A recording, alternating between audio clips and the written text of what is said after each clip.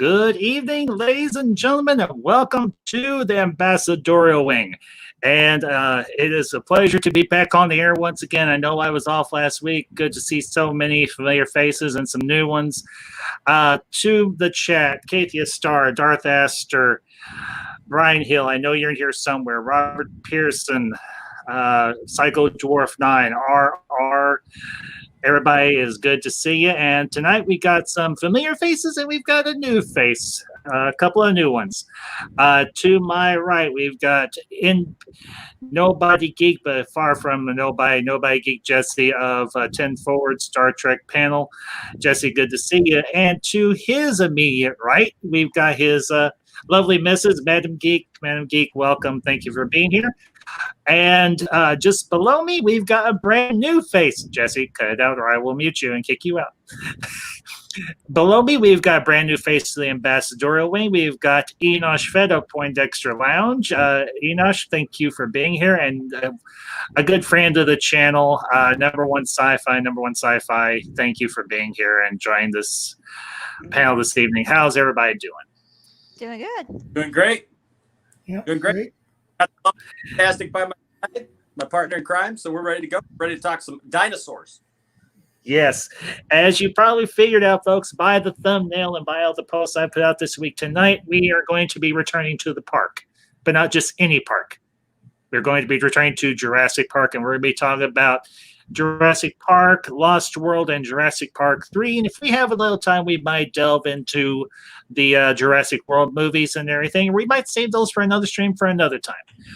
So, folks, if you've got to my panel, if you've got a channel you want to plug real quick before we get started, go ahead and plug, and then we'll get into the discussion.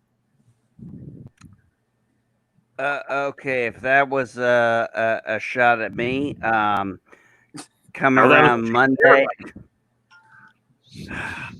Come around Monday at 6:30 Eastern Daylight Time.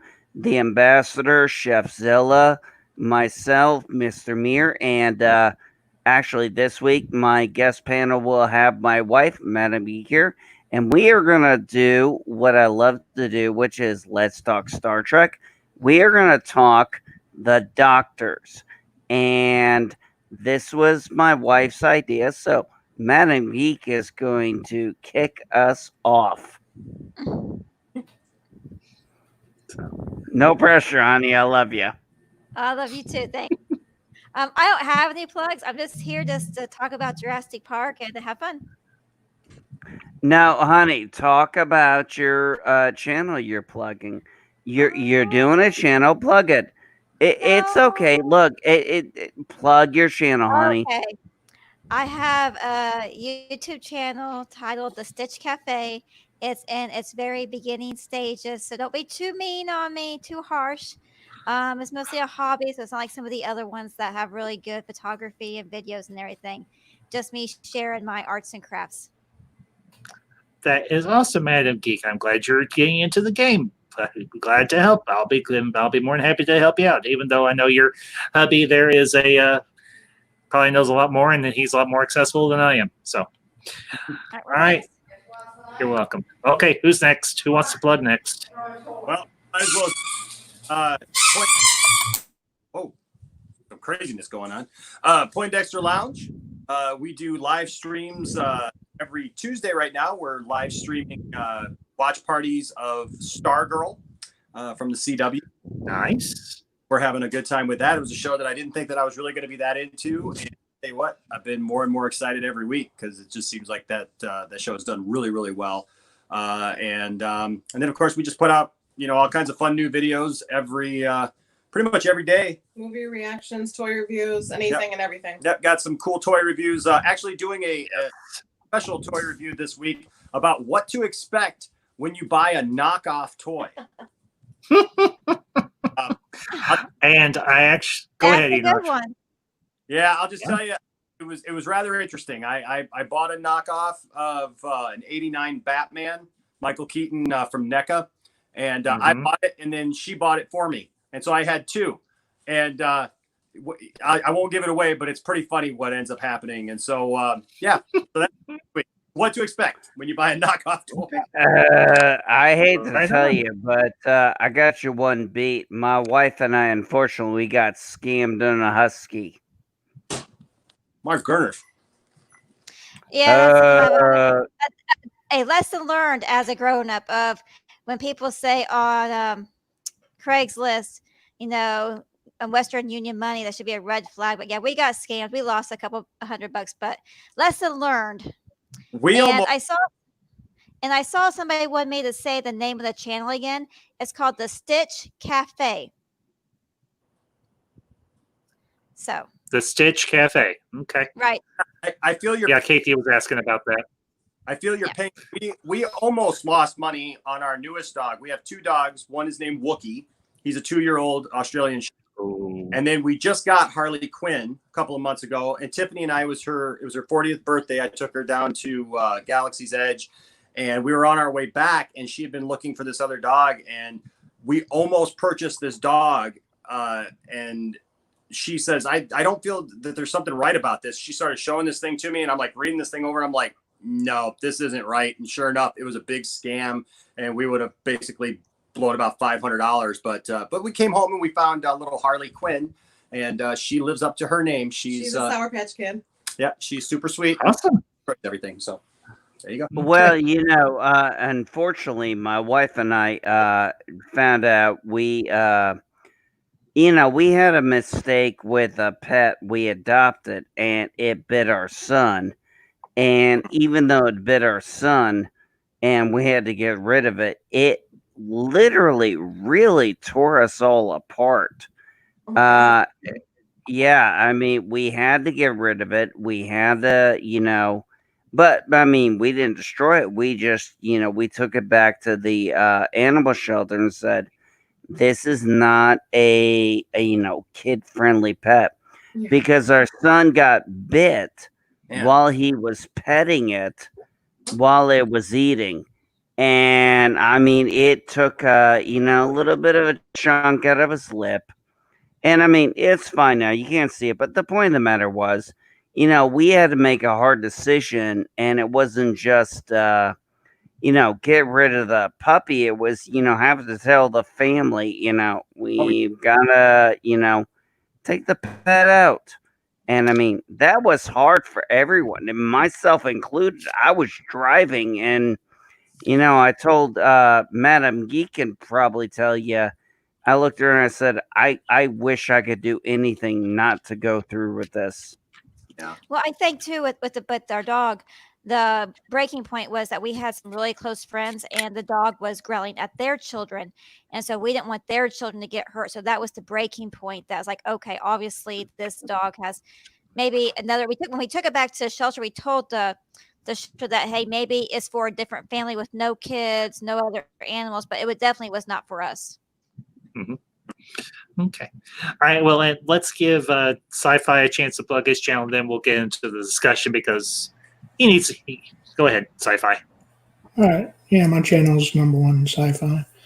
I have 15 minutes of positivity that I do Monday through Friday at 8:15 a.m. Eastern Time on my channel, and I do some.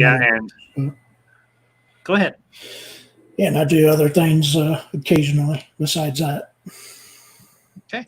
And to the chat, Polyhedron Paradise, Mr. Jason P. Preston, welcome, sir. Thank you for tuning in this evening. I appreciate it as always. Yeah, folks, getting that business out of the way, let's delve into the topic of the evening in the immortal words of John Hammond.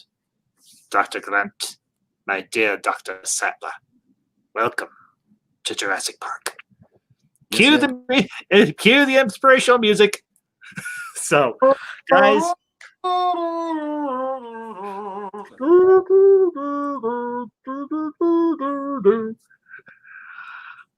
All right.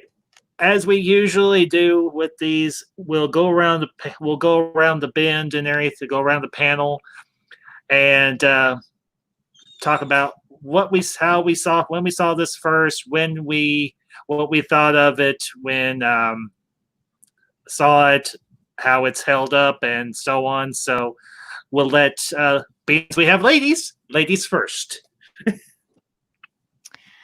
So I guess that's me. Well, and So and also Madam Fett or Mrs. Fett. right. So when I first saw Jurassic Park, I actually was a grown up. But I remember where I lived when I was a kid growing up, the high school would play their summer band contest music at the junior high a couple streets over. So when Jurassic Park came out in theaters, that was their theme song they were playing for the next band competition was that theme song, which I didn't know that until I was a grown up. So, but when I first saw the movie as a grown up, I was kind of the animatronics with the dinosaurs was very good. Mm-hmm. Seeing it as a grown up, I thought, wow, those actually do look real, but of course they're not. We were rewatching the first one this afternoon, and there was lots of things with the first one that I had forgotten that were in the movie. So Yeah. I guess we're gonna have to continue our Jurassic Park movie binge to refresh my memory on these movies. But they are, I would say, one of the timeless ones that the animation with the dinosaurs is really timeless. I don't think they could beat that today. Yeah, I would wholeheartedly agree with you on that one. And well, Beans, we've got a newbie in here, Enosh. You and Mrs. Fett and everything. Your thoughts on either the first one or all of them or whatever? I think I was actually a teenager when they first came out, so I was able to see them in the theater, and I remember just being enamored because this was kind of like the first, animatronics and the way that they were in the park. And I guess it's because it put me into the situation. If I was in one of those vehicles, what would I have done? Yeah. Vehicles, and then in the the little bubble, as they got to the the further versions of it and stuff like that. But Yeah. I loved how you have the people that they chose for the first one. They continued it on very nicely, and then even in that last one that we got, they brought it back around. So they get they showed all those little things that you're like, oh my gosh, that's awesome. So I like how they tied them all together. Yeah, same here. Well, I was going into high school when this came out and everything. It was summer of '93. We saw the trailer and everything. We being me and my mother and everything. We were like, holy crap, dinosaurs. And my mom was, okay, not to quite date my mother. She's a baby boomer. She's from the baby boom generation. The closest thing she saw to dinosaurs was like The Land That Time Forgot or King Kong, the original black and white King Kong and stuff like that, and like a lot of the Ray Harryhausen stop motion. And she saw this and she's like, damn. So she was like, hey, honey, you want to go see this? I was like, Mom, it's dinosaurs. Of course I want to go see it. I mean, I geeked out so hard because we had not seen anything like this in a very long time, not to mention this level of sophistication with the models, not to mention this had a great cast. This had a very dynamic cast. I mean, you had Sam Neill, Laura Dern, Richard Attenborough as John Hammond. You had, of course, Jeff Goldblum. That man steals every scene that he's in this movie and all the subsequent movies as well. So, okay, I'm gonna go on camera, even though y'all can't see me. So you're eventually going to have dinosaurs on your dinosaur tour. Yes, yeah. Hello. Boy, man, if I could tell you about what you just skipped hopped. I mean, you literally just skipped hopped some of the two greatest things I've ever seen with a very significant person. Do you mind if I lead into this with what I heard you say? Okay. Okay. So the ambassador knows this. My wife, Madam Geek, knows this. Movies, TV series, science fiction, I learned from my grandmother. My grandmother was a very ill woman. So, TV was down in the basement. Her husband would record movies and we'd watch them. But then she got a little better and we got to go see movies. And man, I'm telling you, Jurassic Park, you want to talk about it being a 12-year-old male in 1993 and I walked into a movie theater with my grandmother. Wasn't the first time, wasn't the last time. I saw Jurassic Park, Independence Day, an ungodly number of other. I saw Die Hard in theater with my grandmother. I mean, I'm telling you, Nice. cinema is something I have had such a huge respect for, because when I think about, taking my family to the theater, I'm like, I want them to have that feeling like I had, that feeling of, enjoyment, that feeling of experience. It doesn't matter that we didn't talk about it during the movie. It's what happens after the movie. The talks my grandmother and I had after the movie. I mean, you want to talk about theater experience? Yeah. My grandmother was the shit. I'm sorry, man. I'm sorry, Ambassador. I just, Jess, you just know me. keep going, Jess. Just keep going. Just keep going. All right, where are we Apologize. going with this? All right, but so no, sorry. So when it came to Jurassic Park, I was 12 years old because I was born in October of '79. So I was 12 years old, and my grandmother was not very healthy, but she could get out every now and again. And when she went out, I went with her. I was, kind of always there. She was just, her and I were always in touch. We went to so many movies. I mean, my love of cinema, my love of sci-fi, my love of horror is all because of that woman. And Yeah. I mean, just, the fact that I can have the beauty and to say, I get to watch Jurassic Park with her.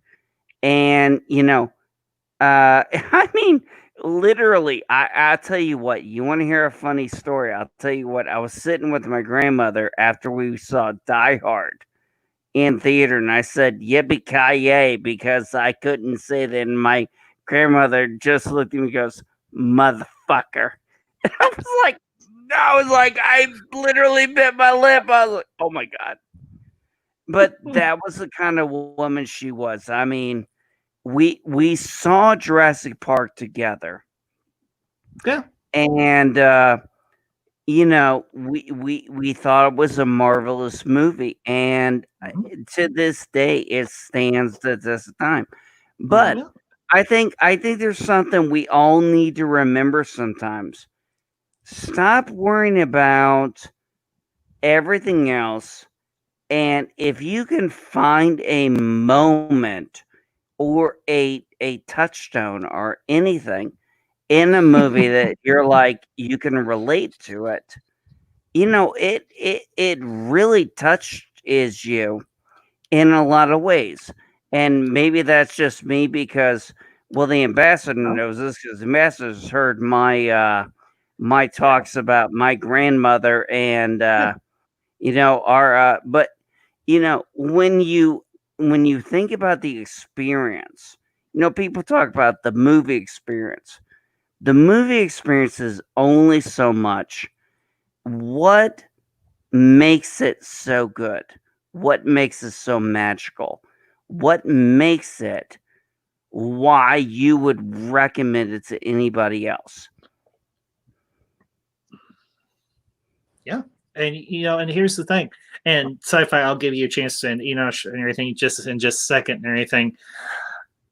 This is very true because if you think about this, we talked just a few weeks ago about the Back to the Future trilogy. What's the common denominator between these two series of movies? Steven freaking Spielberg. This guy has done movies that have touched so many lives in so many different ways. He's done movies that can be shared with families, amongst families. And they are truly timeless. The man is a timeless storyteller in a lot of ways. So, Enosh, number one, sci-fi and everything. Your thoughts? Yeah. So I'm gonna be a little bit different than some of you guys' experience. Sure. I was a little bit older. 1993 was my my year of experience. I turned 16 that year, and I had freedom for the first time. I had a car, and I could go anywhere, and I had a job, and so I had some money in my pocket. And I'll be honest with you, I'm not a big fan of dinosaurs. I never was. I know that there's lots of little kids who love dinosaurs, and they all get geeked up over dinosaurs and everything, like animatronics and stuff like that. And that was never me.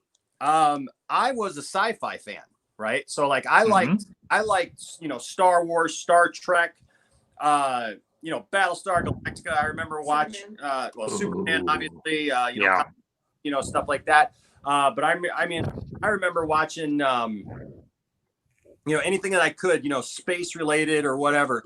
But that summer, me and my best friend, which we got into so many hijinks, so it's not even funny.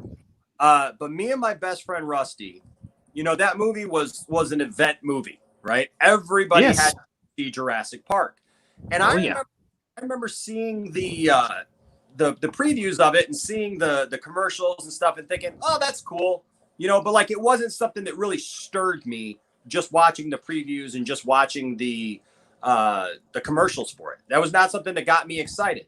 So we ended up actually seeing it later in the summer at the $2 theater, like, when it had passed out of the actual theaters.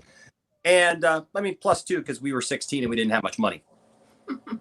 But that being said, I remember going to see Jurassic Park. I remember where I was. I remember the day. I remember with my friend Rusty. And I remember sitting there in that movie and being blown away. I remember thinking, watching this movie, this is unlike anything that we've seen before up to that point. Right? This was have that. Yes, they had some, blue screen stuff, a little bit. They did, miniatures, they did animatronics, they just, they did different stuff like that. But there was nothing up to that point that looked, felt, and seemed real. Even watching, the first Jaws movie. I love Jaws. Jaws is one of my favorite movies of all time. Same here. But the reality is, I remember this correlates, this comes back because obviously they're both Steven Spielberg movies. But my boys, I got 3 boys. One's getting ready to turn 18 this month, and then I have a 15-year-old and a 14-year-old. And I remember when Jurassic World came out, we took them to see Jurassic World, and they loved that. That was their Jurassic Park moment because they hadn't seen the original movie. And I remember they came home, and on the drive home, the first thing they asked me was, "Can we watch Jaws?" And I was like, because of that thing up to get them, right? And I was like, yeah, sure. And so we watched Jaws, and I remember them laughing at Jaws. They liked the story, they liked the movie, but they saw it in a totally different light than what I saw it in. Because I remember, like, I had trouble swimming in a swimming pool after Jaws when I was a kid, But the thing was that even Jaws, Jaws, you could tell that wasn't a real shark. That wasn't. Yeah. That was something you had to suspend your you had to. You think that kept me out of the water? Yeah, you had to suspend your disbelief to watch Jaws. Okay, I understand that that's a fake shark, but watching Jurassic Park was at a whole other level because it looked photorealistic. There were many times you couldn't tell as just a casual moviegoer, like, well, what parts are animated, what parts are animatronic, what's going on here? Could this really happen? Yeah, like what's going on? Did they clone? What the heck is going on with this movie? And I remember when we walked out of the theater, the sun was going. It was a sunny evening. The sun was going down, and I remember just looking at my friend Rusty and going, that was one of the most amazing experiences I've ever had in a movie. And that's just stuck with me. No matter how good or bad I felt that subsequent movies were afterwards, nothing will ever take away that experience of seeing Jurassic Park for the first time and just loving it and experiencing it. And what was great was it wasn't just action for action's sake. It had everything. It had the comedy. It had a good story. It had something that made you think, like, could this happen? I remember, like, so many people asking the question after that, news stories coming out, like, could this really happen? And like, DNA and cloning and all those things that now some of that stuff is, commonplace. Yeah. You do know that actually, if you look at the actual numbers, the dinosaurs are only there seen on screen for about 22 to 23 minutes, somewhere between. That's it. That's all you see the dinosaurs. I mean, that's every scene possible. But the point is, it was so damn good. Yes. You really believed it. Yeah. Well, and here's the thing. Here's the thing. Spielberg believed in less is more. Think about it. Even though in Jaws, they could only use the shark for the last maybe third of the movie because half the time the dang robot didn't work. But less was more. The less you saw of that thing, the more frightening it was. Yes. The same is true. You're gonna need a bigger boat. You're gonna need a bigger boat, yeah. And sci-fi, I'll give you a chance here in just a second or anything to give your initial thoughts on Jurassic Park. But that is true with these films as well. Less is more, except for maybe when you get to the third movie and everything. Yeah. But especially with the first movie, there's such a buildup, and then when you finally see the Brachiosaurus and everything there on screen, and we have all 5 movies on 4K now, and it is the effects even look better now in 4K than what I saw when we saw them and everything in theater, and even when I've had them on DVD and everything. You hear the music sweep up, and you see them do the pan shot and everything of the different herds of dinosaurs going around that lake, and you hear Grant and Sattler say, "How did you do this?" And Hammond's like, "I'll show you." And you're like, "Holy crap! These are really here. These are about as real as dinosaurs as we will get on screen, at least." And to the chat real quick, 2 of my good friends, Atega Outlaw and Macworld Entertainment. Trey, good to see you, my friends. Thank you for tuning in. And Jeff B, good to see you as well. Thank you for being here. All right, Sci-Fi, I'll let you have a chance, and then we'll just keep going. So, all right, yeah. I mean, I was way, way, way older when I first saw this movie in 1993. Yeah, when it came out to the theater. So being an adult and everything, rather than a teenager, probably gave me a little bit different feel for it, I guess, than most and everything. Because I was drawn more towards Sir Richard Attenborough, his character in this movie. The performance he gave, I thought was very, very awesome. Because he basically also commands every part that he's in this movie. Oh, yes. Mm-hmm. And I just like that. Also, the introduction of the velociraptors into the lore of dinosaurs. Oh, yeah. They basically, unfortunately, stole the movie from the T-Rex, unfortunately, in this and the other movies, basically, because they're they're featured way, way more than the T-Rex has ever been. Because even the newer, movies focus more on the raptors than the T-Rex. And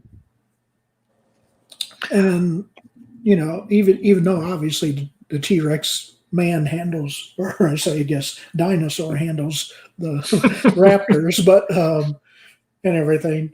And I the first time you hear that dinosaur roar, the T-Rex. Oh yeah. I mean, if Boy, that doesn't you know what? scare you, I don't know what will. But Oh yeah. Absolutely. but that scene Oh, when you know Rex what? stole, That was you know what? Number one sci-fi. I don't mean to interrupt you, but I gotta tell you, man, that first time I heard that T-Rex make that roar, I was like, I was a 12-year-old boy, and I was actually scared out of my fucking mind. I was like, I'm in a movie theater, and I actually believe this is real. Huh. We gotta initiate that and remember, remember this was one of the earliest times when CGI animatronics, they made us. I mean, okay, 1981 or 1977 when they said you'll believe a man can fly with Superman. Mhm. When it came to Jurassic Park, 1993, I'm 12 years old. I'm in a movie theater watching Jurassic Park after seeing a trailer. This shit is like you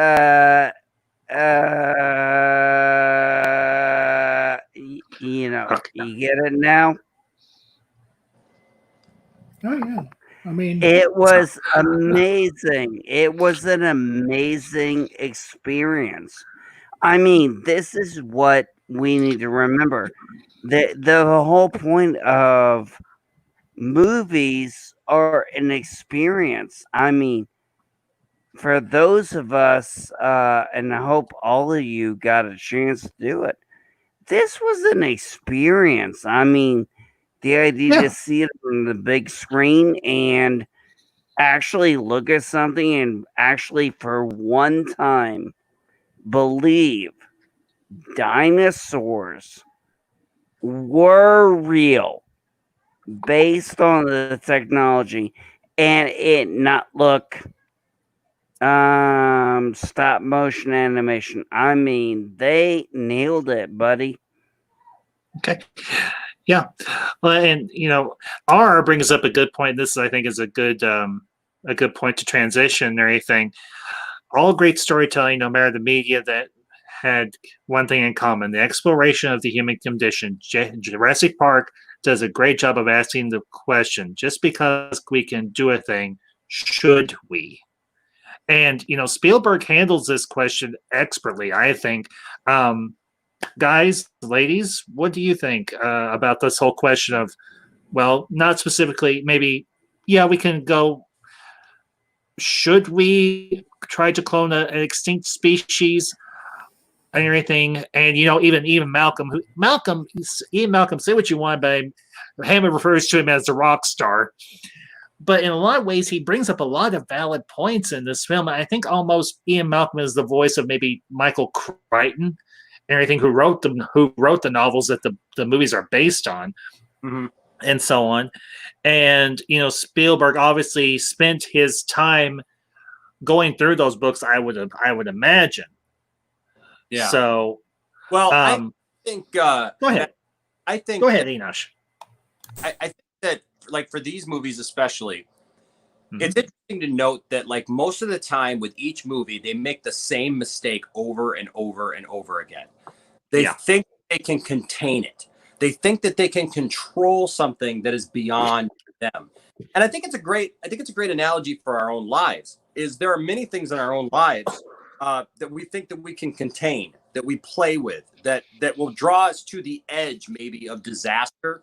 Of people, they think that they can control, whether it be addictive personalities, whether it be relationships, whether it be, improper relationships, for some people, whatever that thing is, some people it's food, some people, whatever that thing is, and we play with it. And we think we have control of it, and we think that we can harness it and get the most of it and kind of make it our own. And then at some point, chaos theory pops up. It says, look, you can't control everything. You aren't as good as you think you are. You're not as in control as you think you are. And you need help. And you also need to be able to know when to back off and say, enough is enough. I'm done. I need to not engage this anymore. And Jurassic Park has that, like you said, that human condition in it that teaches us that with every movie, it's some kind of motivation, greed or power or whatever. Oh, yeah. Every movie that it's like, oh, well, you know what? These people failed, right? The people in the last movie, they failed, but we know better. Right. And how do we see that in just society? I mean, with administrations, with, politics, with just everything. It's always we know better than somebody else, and that we have this better knowledge, and we're going to somehow be able to harness whatever it is and control it. And Jurassic Park just shows us that, you know what, it's all good at first, but then it starts raining, and then the electricity goes off and the fence gets shut off in the rain. And all of a sudden you got T-Rexes, because when the T-Rex, because I agree with you, number one sci-fi, because I was thinking the exact same thing when you said that. So here, probably the biggest, scariest dinosaur that we often think about is the T-Rex, of like that being like the one as kids, like, that gets the most, popularity. Yet it's the smaller dinosaurs that are actually causing the most chaos. But man, when the T-Rex shows up, when the T-Rex shows up in these movies, he absolutely makes it aware that yes, he is allowed the raptors. They're fun. He is allowed the raptors to have their parts of the movie because he doesn't need 2/3 of the movie to come in and do his thing. Because once he comes in, ain't nobody stopping the T-Rex. Nope. So. Yeah. And honestly, Jesse, sci-fi, both your points are valid and everything. Neither one of you are wrong. It kind of goes back to what I call the Vader effect. The less you see of him, the more you're terrified and the more you do want to see him. Yes. Because the less you saw of Darth Vader in Star Wars, the more you want to know about him. And that's honestly what I think. I know that, I'm just going to say that's something that they did extremely well in Rogue One. And I won't get off on a big thing about Rogue One here. Just I'm drawing a parallel. The less you see of the dinosaurs, the more you're intrigued by them and the more they're going to draw your attention to what they're doing and how they're doing it. Because here's the thing. Yes, T-Rex is the alpha. He is the biggest. He is the baddest. He is the one that we all loved as children. But the Velociraptors, they're the sneaky ones. They're the cunning ones. They're the ones that can cause the most mischief because they can get into places that the T-Rex can't. Yes. That's the neat thing. Because they're on our level, in America speaking. They're about our same stature, roughly. And I've watched a lot of videos on the science behind Jurassic Park, and some people said, "Well, this is phony baloney science." And I'm thinking, yes, it is to an extent. It is theoretical. It's not 100% accurate science in terms of cloning or how or dinosaur behavior or what have you. But it's called suspension of disbelief. Because you go to these movies and you realize that there is going to be some science because we're dealing with a scientific technology, cloning, which isn't 100% all fleshed out. So there is some leeway there to play with these sort of things. And it even goes to, you could draw a parallel between Jurassic Park and say even Frankenstein, the original Frankenstein written by Mary Shelley. Mm-hmm. And everything, because that very much deals with humanity. I'll just say it, playing God. Yeah. Trying to create life outside of the normal order of doing it. So. All right, hey, hold on a second. I want to say this. It's Ambassador. It is always what it is. It is science fiction until it is science fact. It is science fiction. Well, yeah. And yeah, so, one thing can happen, one thing can't. I mean, for all we know, we could get a Farscape, a Stargate, Star Wars, Star Trek, Sanctuary. Oh my God. Hey, you know what? Man, my wife and I really want to talk about that great show. Man, sci-fi back when it was sci-fi, Sanctuary. Man, you want to talk about a great show.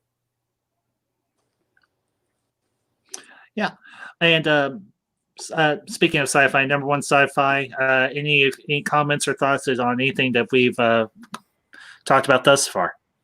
Well, I mean, I do want to talk about the main scene of Sure. the T-Rex punching basically the windshield out of the Explorer, and the kids, Yeah, absolutely. Go for it. and the kids are basically, kicking and screaming like crazy. I mean, that's the scene that always I think of pretty much when I think of this movie, when the T-Rex flips that Explorer over and everything and is trying to get them and everything like that. And then the vehicle goes over the edge, and the kids are barely hanging on, and Sam Neill's character has to basically kind of rescue him, Dr. Grant, and then of course the classic scene of the T-Rex snatching the guy off the toilet and chewing him down. I mean that's classic. I mean it's not supposed to be comedy, but to me that's the comedy.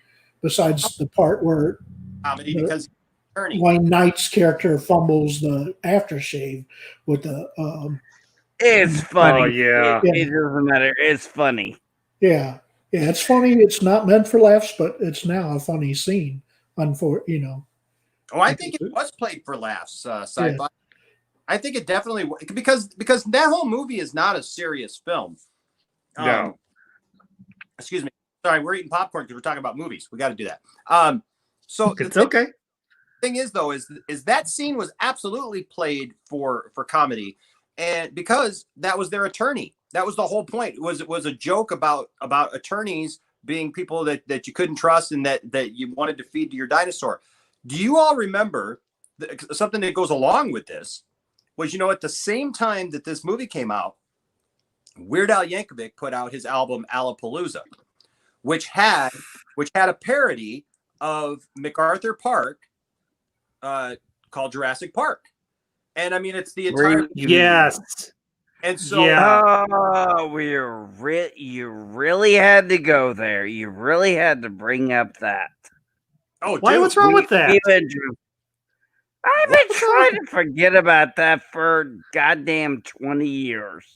Well, I'm sorry, but I'll definitely be the person to remind you, man, because Weird Al Yankovic is honestly one of the most brilliant musicians on the planet. I say that as somebody who has been a musician my entire life, traveled around. You will never see a better concert than a Weird Al Yankovic concert, and here's why.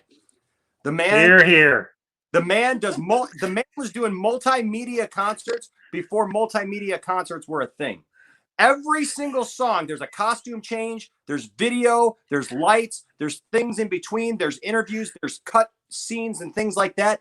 That man has the same exact band that he had when he first started in the late 70s. And they are the most amazing musicians that you will ever find because they have to be, because they are doing every genre of music, not just one genre of music. They are doing every genre of music every day. And then his last two tours, the one tour was a completely stripped down tour where they did an acoustic thing where all they did was their B-side stuff that nobody had heard, which was absolutely fabulous.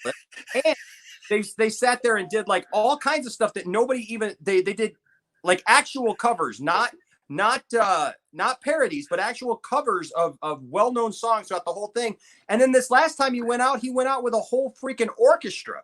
The guy is amazing. And Jurassic Park, the song, is how I believe it helped. It definitely helped propel in the minds of nerds and people who were into that. I mean, dude, I still to this day will walk around every once in a while and it'll just pop in my mind and I'll go, Jurassic Park is frightening in the dark. All the dinosaurs are running wild.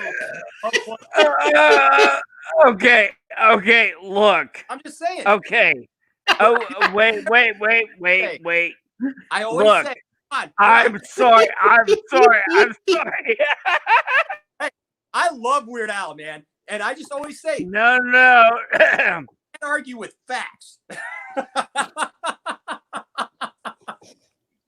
No, I want to say I am sorry. I have never met someone who could beat me in an argument without me even being in the argument.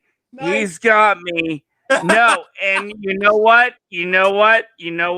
Hey, guys, he was 100% right. My apologies. I take total responsibility. I bow You're to good. your spirit. You're good. You Okay, know what? I'm gonna go here. Kneel before Weird Al. Kneel before you know. No, just kidding, man. No,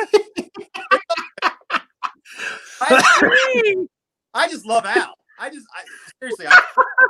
I take it. I have never been taken to.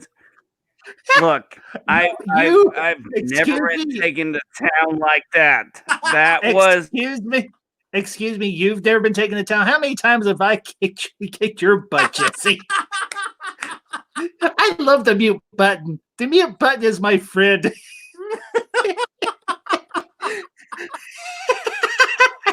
I don't even think he knows it's muted.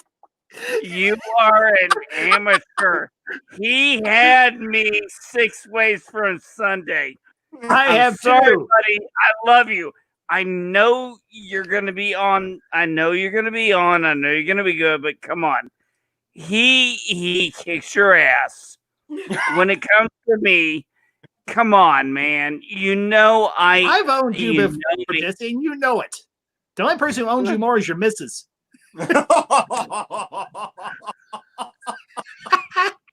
Oh, Hey, my you know what, guys? That would be funny if you didn't ask my kids who's in charge of my house. So, hey, Madam Geek, who's in charge of this house? Geek, real quick, Geek. So I just got to ask the question. That's right. She is. Hey, Geek, I got to ask you a question real quick. Yeah, sure.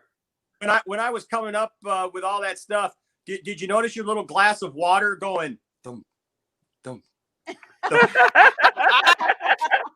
Yes. Hey, come on, man. I admitted. Okay. I admitted defeat. You're all good, man. Hey, you you know are, what? try. You know what? Okay. I admit it was a great. Hey, you know what though? It was awesome fun, guys. It was awesome fun. But trust me, you see that person right? Not there. That whichever way right. You got your up now. Yeah, that one there. You see that one there? That's the one who decides what happens to me tomorrow. So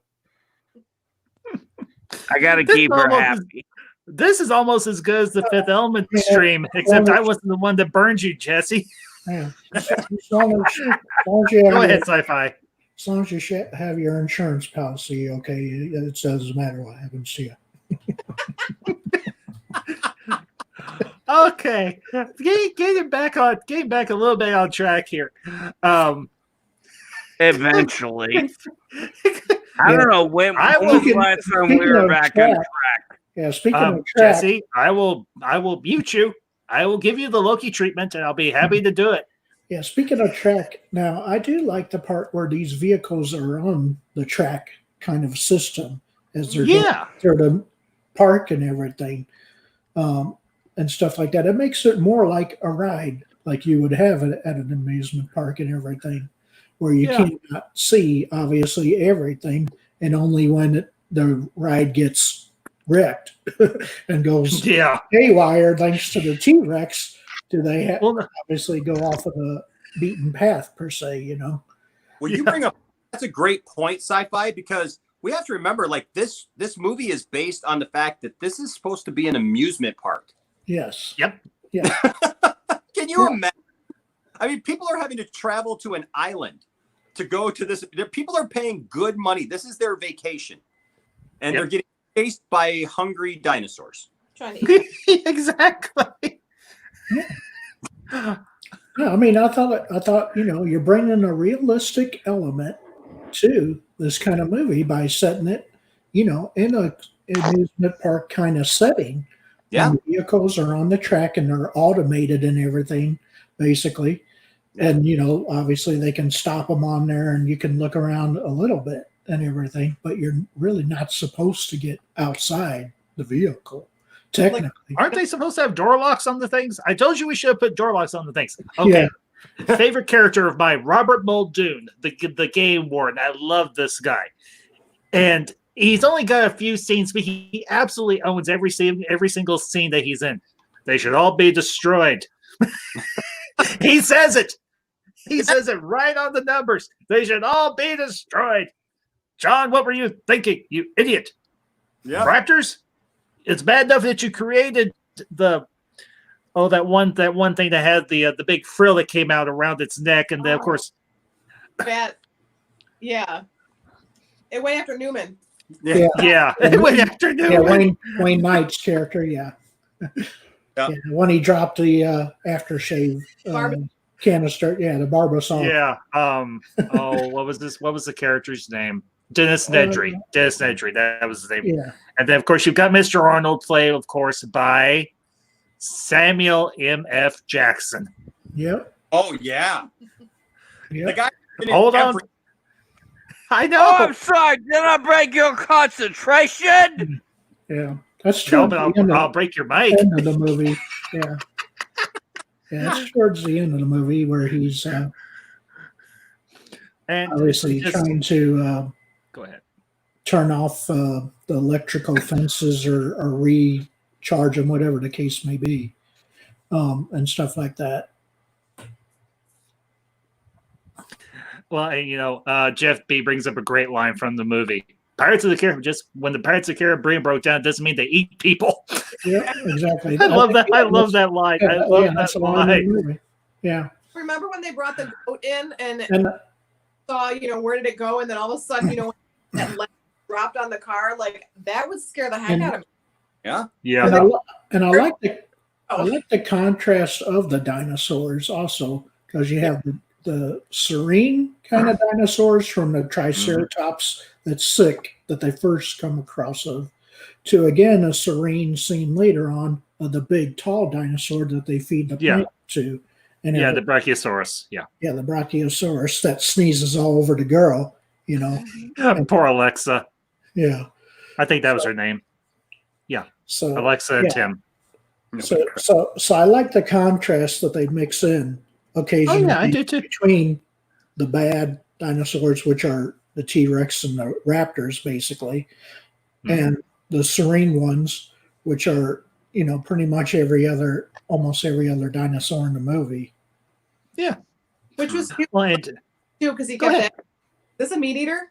Yeah. Well, I think it's interesting too, because even a character like the T-Rex ends up having a character arc by the time the last movie came out, where the T-Rex goes from being the most feared, like, you know, you don't want to encounter that thing, and it's been a villain, to all of a sudden, like, kind of saving the day. Yeah, and you Yeah, talk well, about that's it true. in the Jurassic World. Yeah, Where it has to very true. destroy the ultimate dinosaur that they create, basically. Hmm.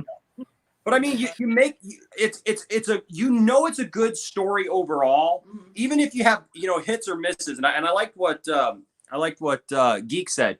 Like, you got to remember, you got to find parts in each movie, right? And we were talking about bad movies before we went live about those movies get panned, and there's things about them that people just don't like.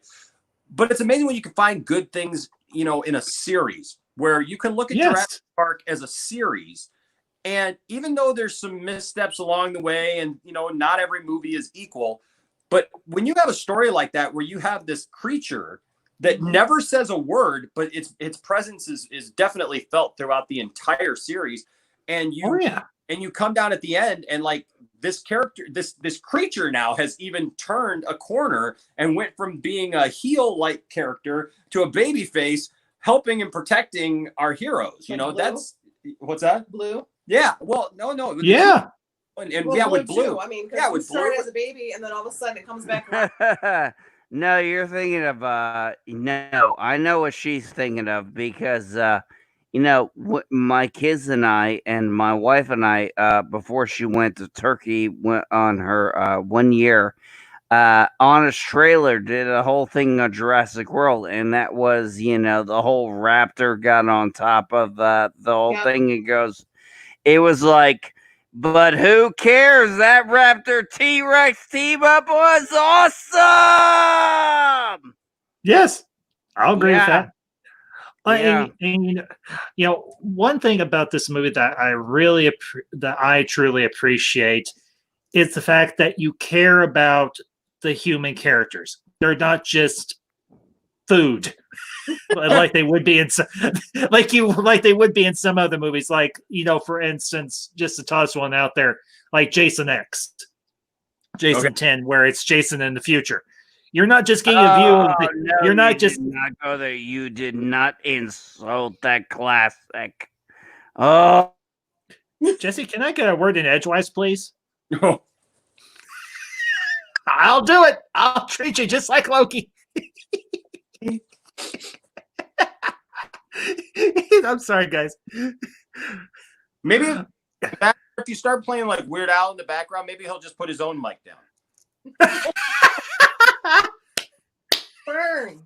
I feel like I've known you long enough to make these jokes. I don't know. Maybe you can. Yes, you totally can. You can make these type of jokes. You're fine.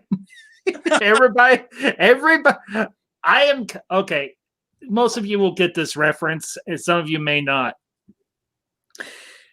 And even though I don't actually believe this, I'm kind of like Sergeant Hartman from Full Metal Jacket. To me, all of you are equally worthless, but you're not. You're not even human freaking beings. To me, you're all grab-assing pieces of amphibian crap.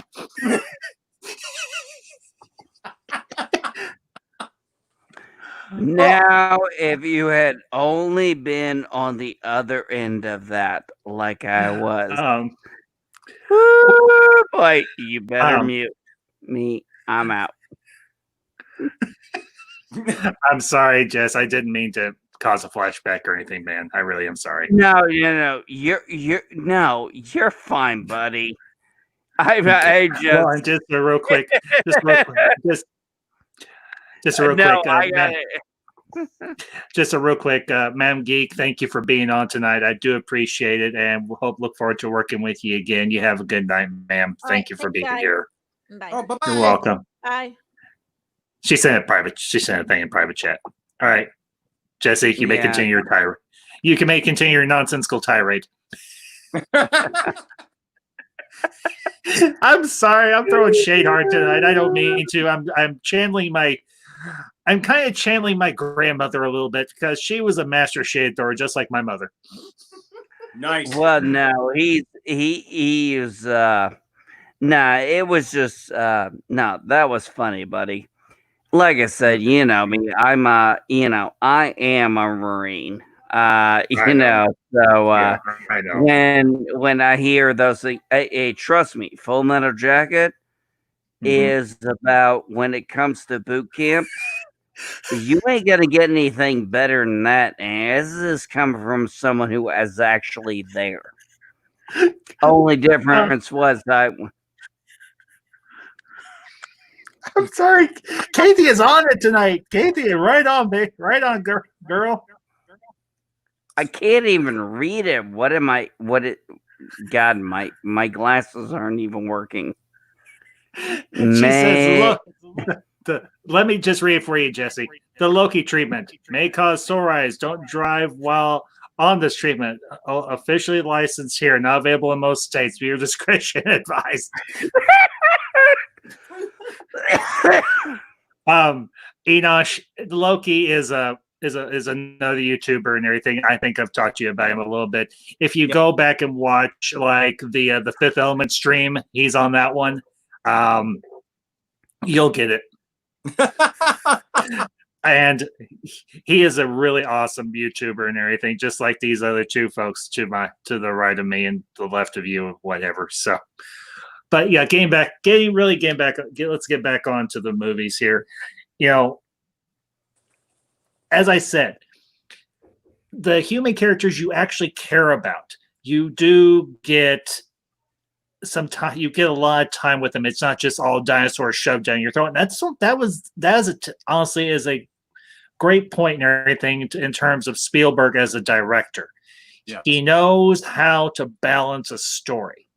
And with the first two movies, at least, and I'll say this even of Jurassic World and Jurassic World Fallen Kingdom, you get time with the human characters. It's not just nothing but dinosaurs shoved down your throat. The third one, Jurassic Park 3, it does seem a bit rushed in a lot of ways. This one seems the first two seem much more well-paced and everything. And I'll say this, I do like the fact that the characters, Grant and Sattler and Malcolm, they are the through line for the first three movies. You get time with them in every movie and everything. The only thing I didn't care for in the third one is the fact that Grant and Sattler didn't end up together. That's one thing that really peeved me off and everything. Was really a disappointment to me, is the fact that they had this really good dynamic. They seemed like they were a happy couple. Why didn't they take the next step and get hitched to have kids? Because he seemed to warm up to the idea of having kids. And that's we can take a couple minutes and talk about this. That's another great part about this movie. It's not just about solely dinosaurs and humanity interacting. It's about Grant coming to realize that, hey, I could be a dad. I have the capacity to be a good father. He could be a good parent. Yeah. So y'all's thoughts on that? And Jesse's shaking his head no. Well, I think movies that do that, and Tiff, you can maybe help me with this a little bit, because we watch a lot of movies where we talk about that, where like you see these couples that get together, and then you see a sequel happen, and those people aren't together anymore, and it's like, well, what was all that about? Like, that's what I loved about the movie. Yeah, it kind of takes you out of some of it takes you out of the original movie, because you're like, well, I was so invested in this relationship, right? Yeah. And then other movies, you ask, well, then why, if you're not going to have those people in there, like take an example for like Speed 2. We were talking about Speed 2 the other day. Like, why even bother with that movie? If Keanu Reeves, I mean, I get it, it's money. Don't get me wrong. I understand how it works. But what made the end of that movie so good is the fact that him and Sandra Bullock ended up together, and then they're not together in the next one in the beginning, and you're like, what the heck? Yeah. And so and it's such a bad movie. Well, plus the way that they weren't together was also one of those things too, that just glossed over. Like, nope, here's a different movie. Yeah, that's actually annoying to me when that happens. Mm-hmm. It takes me out of it, because it makes it to me kind of cheapens the original movie when they do that in a sequel, because you invested so much in that relationship. Well, also the fact that you saw him with the kids, you saw him bond with the boy, well, both of them, when he's fallen asleep, with them, and pretty much kind of protecting them when the dinosaurs are up in the tree, and it's like, so you see that arc of him getting close to them and kind of like looking at her on the plane when they're finally going, off the island, like, this could be us. Yeah. And then it doesn't happen. It's kind of anticlimactic in a way. Yeah. Okay, Jesse, your thoughts? and then sci-fi. We'll get to you. We'll get to you as well. Okay, honestly, my thoughts, besides my nostalgia of seeing this movie when I was 12 years old, simple fact of the matter is this should have been like E.T., like a Steven Spielberg, should have been a standalone movie. There shouldn't have been any more past it because everything afterwards was inferior. And then we got the well, you can disagree with me, and that's okay if you like. I think I got a little disagreement, and that's okay. I'm all for it.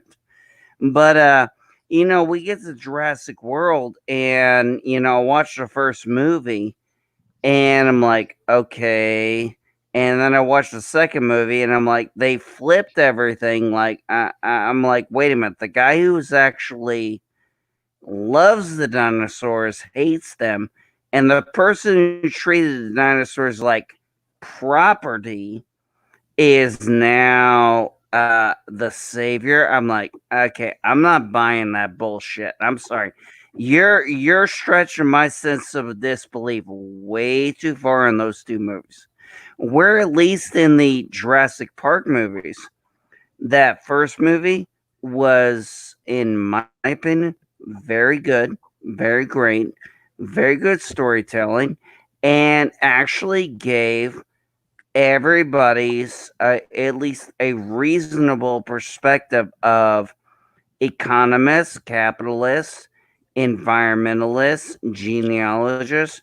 I mean, it didn't sit there and say, yo, y'all wrong. This is the only way to go. It made a movie back in 1993 that was like, hey, we're playing God. Do you think this is a good idea? And in a way that it made the Terminator look like a Saturday morning cartoon. And I'm gonna hit it with that because the graphics were just that damn good. I mean, the animatronics, the CGI, the everything was just that good. I actually, as a 12-year-old child, really believed that was almost possible. I knew it was fake, but it was one of the first times I actually really possibly believed that I could have had a chance to see this. And with that, I'm muting myself. Well, and RR brings RR. I need to have you on a panel sometime because you're always in the chain. You always bring up some good points. And RR says it's a good juxtaposition. Scientists in a rush to create life like they shouldn't be tampering with. Next to Dr. Grant, reluctant to do the natural thing and help give birth to life. Yep. That is a very good point because it goes back to the whole idea of if we can do a thing, should we do it? Or should we not go this far? It's almost like in the same vein of, like with Terminator, trying to create artificial intelligence. Yeah. It goes down a dangerous slope. And, and kind of transitioning a little bit to Jurassic Park 2. You've got the nephew coming in, Ludlow and everything, and he comes in and he's trying to save the company and everything, and he's going in, not guns a-blazing, but for lack of a better term, guns a-blazing on to Site B to gather up all the dinosaurs there. And you've got the people that have come along with Ludlow, and can I just say, Peter Postlethwaite is awesome in everything ever. As what's, I forget his name off the top of my head, but the guy that wants to hunt the T-Rex, the buck, alone. Oh, yeah. Peter Postlethwaite in that role, even though it's a very short role and everything, he's only in I think maybe the first hour, maybe 20 or 30 minutes of the movie. He's awesome in it. And here's a guy who hunts for a living. He's kind of like a Robert Muldoon in America, speaking from the first movie. But he's like, once they capture after they capture the adult male Rex and the baby Rex, he's like, "Thank you, but I think I've spent enough company and time in the company of death." And he just leaves. He tells Ludlow, "I got what I wanted. I'm leaving, and I'm not probably going to ever do this again." Because I think he has an attack. I don't want to say attack of conscience, but maybe he has a maybe he gets his eyes opened. So, maybe they're extinct for a reason. Yeah, a respect. Yeah.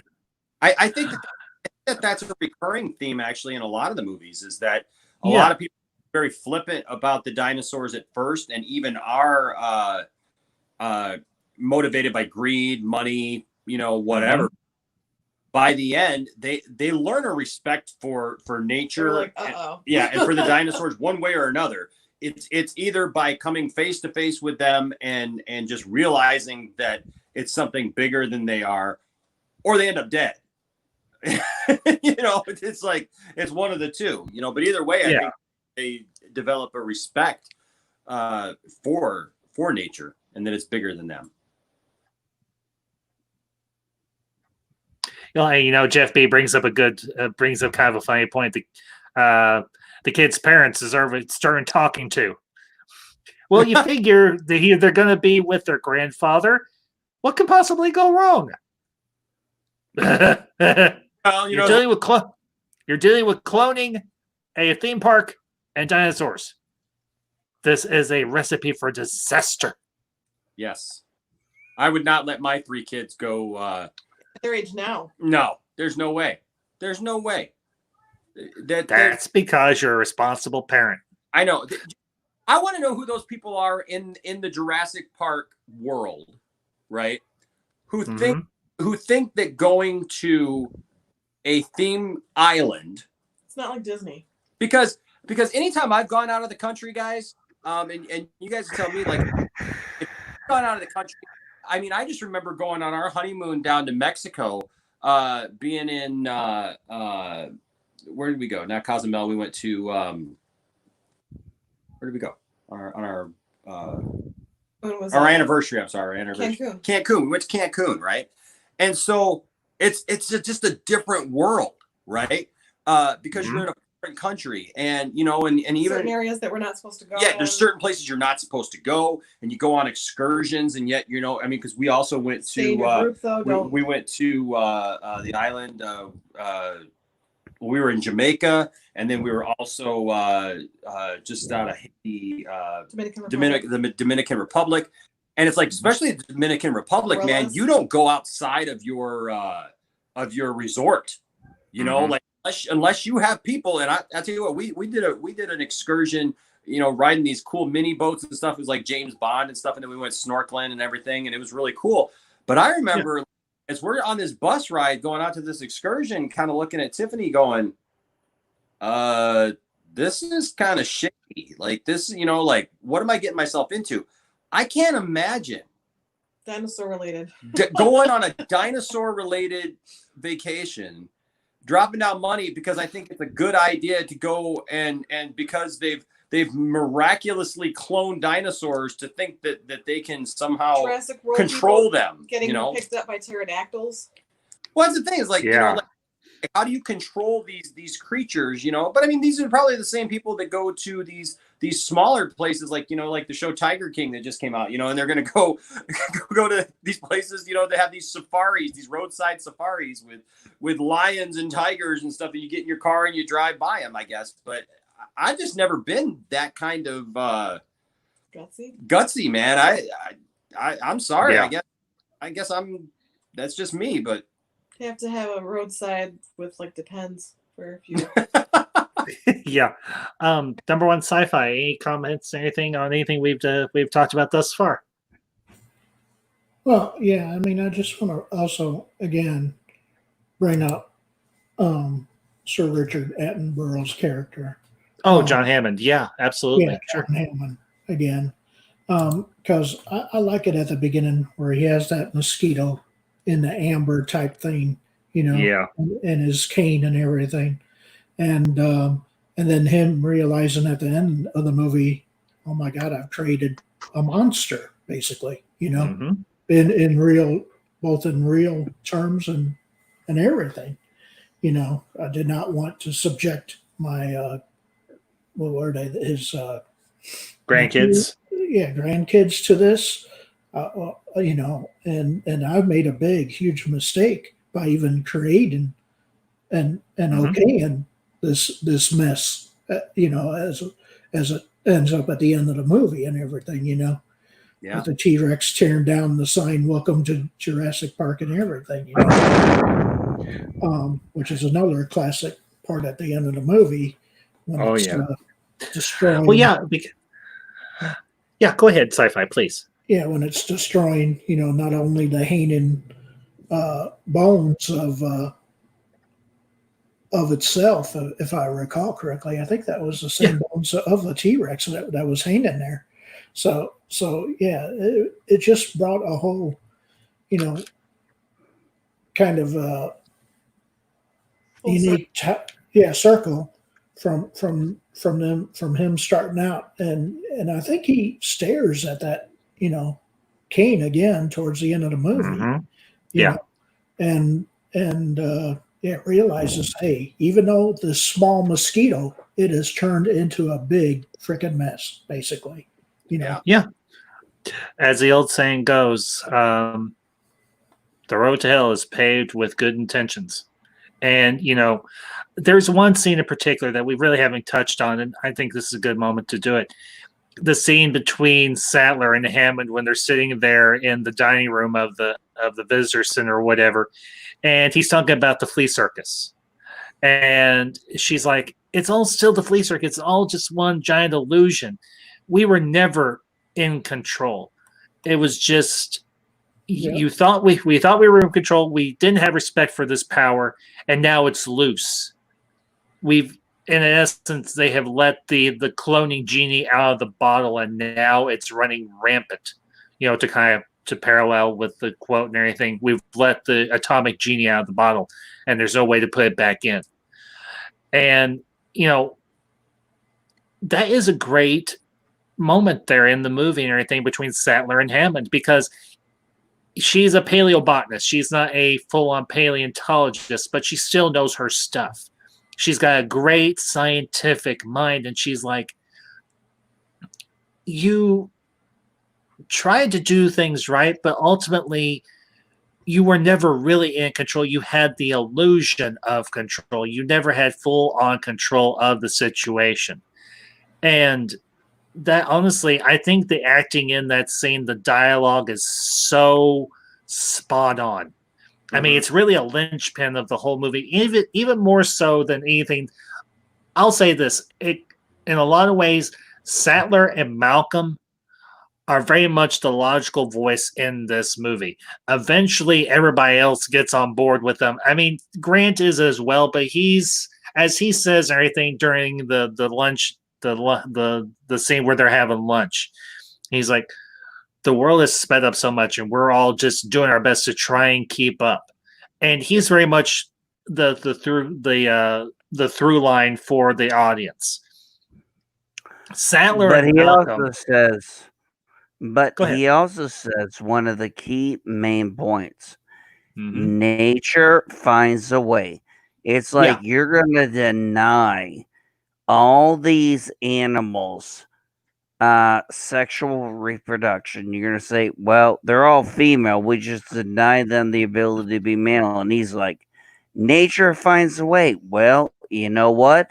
That was the key to the whole freaking end of Jurassic Park. Nature found a way. And despite the fact that I disagree with the as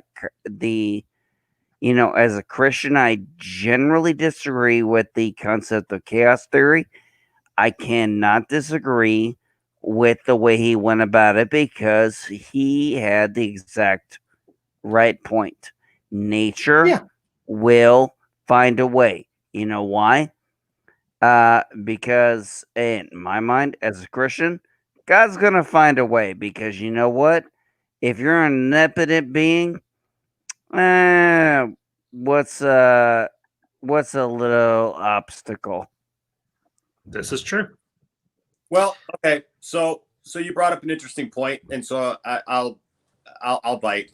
I don't know if we've discussed this before, but I'm actually on top of the stuff that I do. I'm a pastor, and so I look at it like this: God created everything with a purpose, right? And it all has a. If you're a believer, you believe that, right? That there's a purpose for things. Mm-hmm.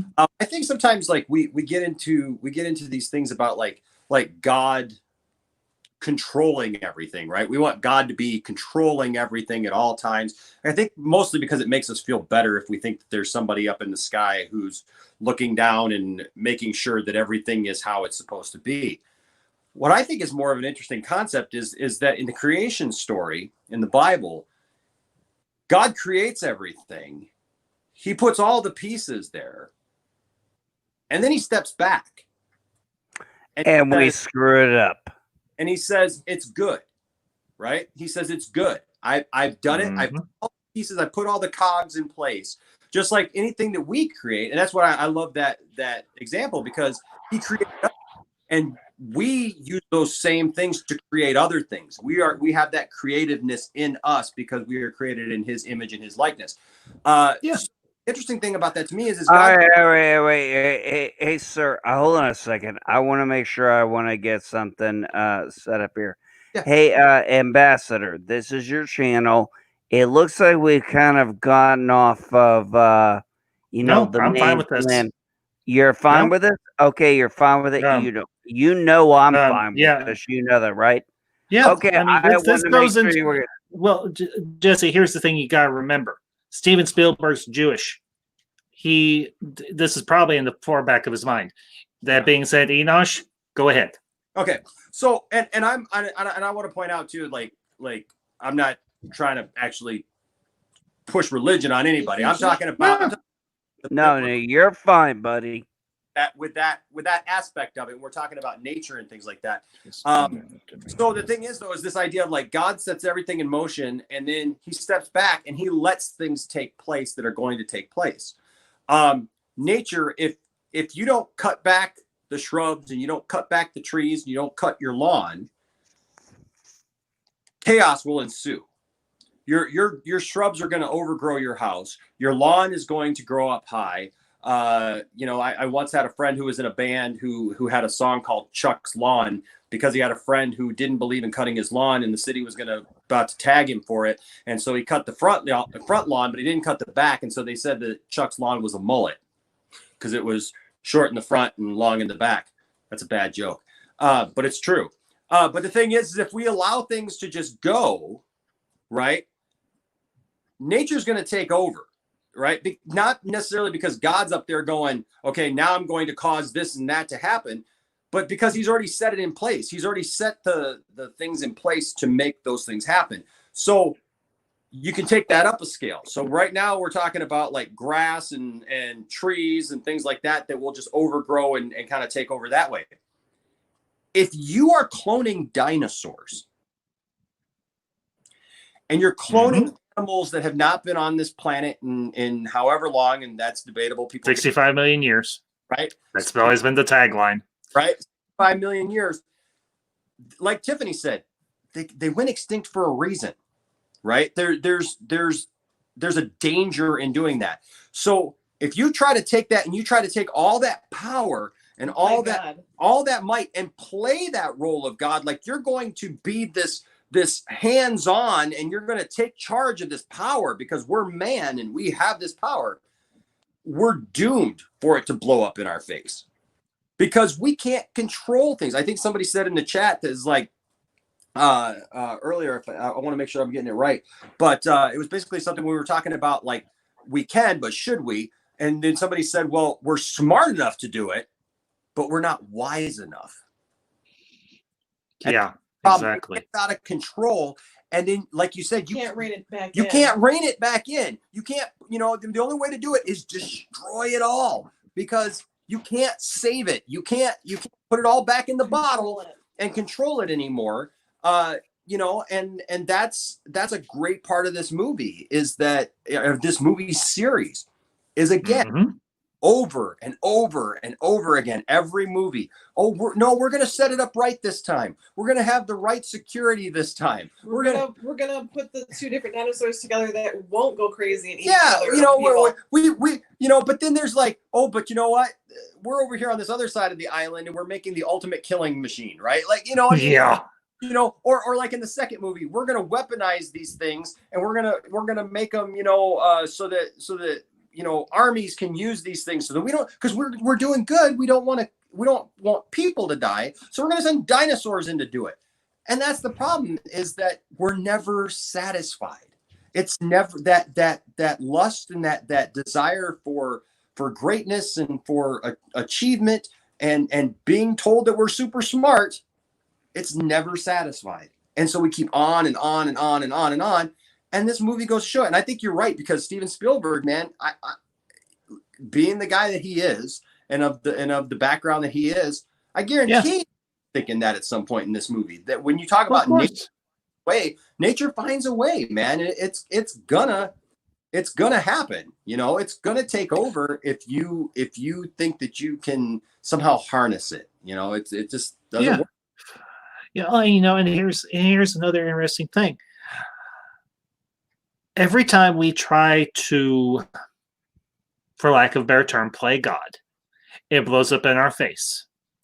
If you look at every great piece of science fiction ever written that deals with something like this, going all the way back to Frankenstein, The Invisible Man, The Fly, Jurassic Park, and so on. Anytime we try and buck the big guy, things go sideways, and they go sideways fast. And it goes all the way back to the Tower of Babel. Yes, I would agree with that. Yeah, I would wholeheartedly agree with that. So, but yeah, I will say this for Steven Spielberg. He had a great idea.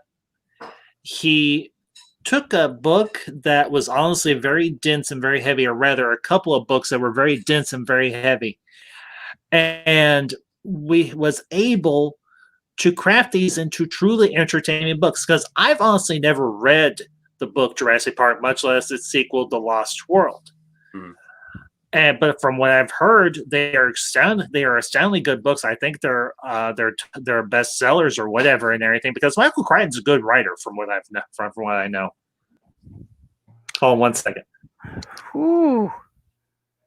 Did anybody see 13 Warriors, also known as Original Eaters of the Dead, with Antonio Banderas? Because I actually loved that movie with him. What movie is it? Sorry, I was talking to the Madam Ambassador. It was called the book was Eaters of the Dead. The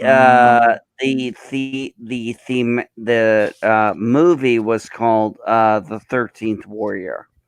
I was curious if anybody had seen it. 13th Warrior? Yeah. I love 13th Warrior. That's actually going to be probably one of my guilty pleasure movies we'll talk about in a few weeks. I love that movie. Oh, dude. We with Antonio Banderas, yes. Yeah. Absolutely. Yeah. I love that movie, man. Yeah. But getting back on track, still I'll share this real quick. Madam Ambassador was telling me Jurassic Park and Lost World were both bestsellers, and she's read both of them, and she's in her opinion, and she would know. My wife she's an avid book reader. You should see her library. It's massive. I know that's not a dig. It's not a dig. She's a huge history buff. She knows more about history than I do. She knows history. I know theology, and somehow we're both geeks. But she was telling me that, in her opinion, the second book was actually better than the first one, The Lost World and everything. So I will say this about The Lost World, kind of transitioning a little bit here.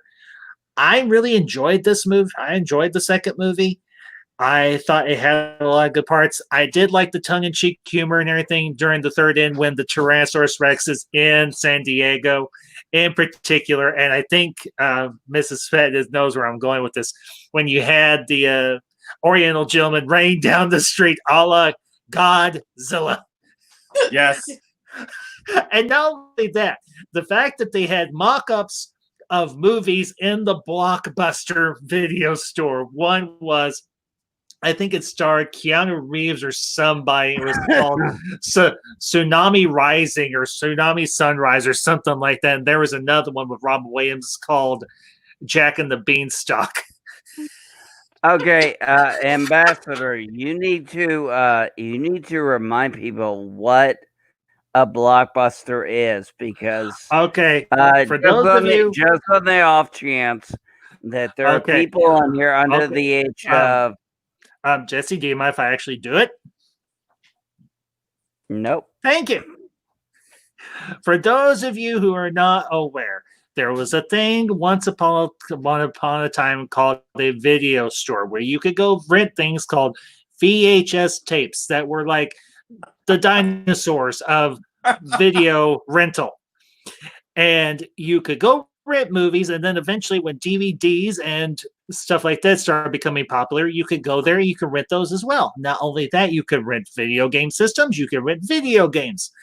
And Blockbuster was one of the biggest chains in the world until it no longer wasn't, because of, well, Netflix killed the video store to kind of parody a song from the 1980s. Video killed the radio star. Yes. Well, Please well, be kind. Rewind. yes, be kind, rewind. And Jeff B. Coma. I've never heard of that one, but that doesn't mean a whole lot. Oh, But, Coma is a great movie. Oh, What? man. Oh, did they make it into a movie? Yeah, Coma they did make into a movie. It's creepy as heck, but it's Oh, good. okay. All right. Yeah. All right. So, I mean, well, if you've sci-fi. seen, it's kind of similar to what's the other movie where people kill themselves and bring themselves Oh, back? Flatliners. Yeah, Flatliners. It's kind of like Flatliners, which is another classic. The original or the Yes, of remake? course, the original. Of course, Oh, the thank original. God. Okay, okay. Good. Yes, I- and to the chat, Polyhedral Paradise. Yes, that is what Captain Marvel crashed into her. Not so horrible movie. Yes, I said it. I enjoyed Captain Marvel. Okay, I have been the one. You know what? I'm gonna get this out here. Listen, as someone who was in the military, married to a female military member during that time frame, look, that is not inaccurate. It is accurate. Thank you. It is wrong. It is still fucking accurate. It's what happened. And I was talking with Stone Loki when he was on, and I said, after that shit all got taken care of, we thought it was fine. But my wife, who's about to retire from the military in 2 weeks, you know what her biggest problem was? Female bosses. They were more into their career than taking care of their subordinates. And she had to deal with that. So, Thank you. And Jesse, thank you for offering that perspective. I appreciate it. And yeah, even though I'm not military myself, I have friends who were, and many of them are female, obviously, and they shared that same thing. Okay, transitioning back to where we were, Jurassic Park 2 in particular, The Lost World. This one, honestly, I think the cast was just as good, if maybe not just a little bit better, because you had some top-notch names. You don't really see Jeff Goldblum as a leading man, but I think for this movie, I think he worked. Y'all's thoughts on that? Yeah, Jeff Goldblum is an interesting actor, to be quite honest with you. Yes. He doesn't look the normal part of, like you said, kind of the leading man kind of thing, but they really had him play that in this movie. Like he was the guy to come back. This and Independence Day. Well, yeah. Well, That is true. That's true. But then it's interesting because like but like towards the end of his career, I say the end of his career because he's not gone yet, but towards the latter part of his career that we've experienced now, that obviously doesn't work. Like that idea of Jeff Goldblum. We know him more in those commercials about trying to find an apartment. Yeah, like Yes. he's a real interesting, but it's really interesting what they tried to make him, especially in Jurassic World.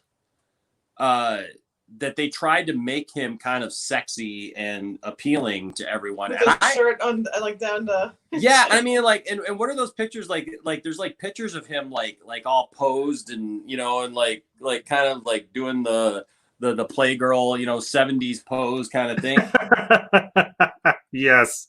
Like, I don't know that works. I mean, I'm not saying that works for me anyways, but I'm just saying like. There are some guys you go, yeah, okay, that's a good looking guy. I can admit that, right? I mean, that's a good looking guy. And then there's like people that you just look at and go, what am I looking at here? Like, why? I mean, why? This doesn't make any sense. Well, and Jeff B. and Polyhedral Paradise bring up two good points about Jeff Goldblum as a leading man. He was the lead in The Fly, the remake. That's true. With Gina Davis. So, and this is a little lesser known one, but I do know of it. Earth Girls Are Easy. Yeah. Where the aliens are furry. Oh my goodness. Yeah. Yes. Whew. Yeah, that's a kind of a spicy one right there. Can I just say how much I love the fact that we're having this conversation here, and there's like me and Tiffany, and then there's Ambassador who comes back in every once in a while, and then there's Geek, and then I look over there. And I know that there's a dude who's been pretty smart in this conversation when he's been allowed to talk. But that just to look at Baby Yoda in the shadow all this time. Yes. I absolutely love that. That makes me smile. Number one sci-fi. Speaking of which, go ahead. The floor is open. You go ahead. No, I mean, Jeff Goldblum, I mean, obviously he was great in Independence Day, the first one, which is a great, great film as well. So, yeah, I love his character. He plays that eccentric character so well. And the idiosyncrasies of being normal and kind of on the crazy side. He has that balance between those two aspects. And when he turns into the Fly later in the movie, he just plays that so well when he wants to hold on to that strength and uniqueness that it turns him into and everything, And yeah, he just plays the eccentric, and obviously he's great in Buckaroo Banzai. What can I say? I mean, oh my God! Oh man, I forgot about that. Oh yeah.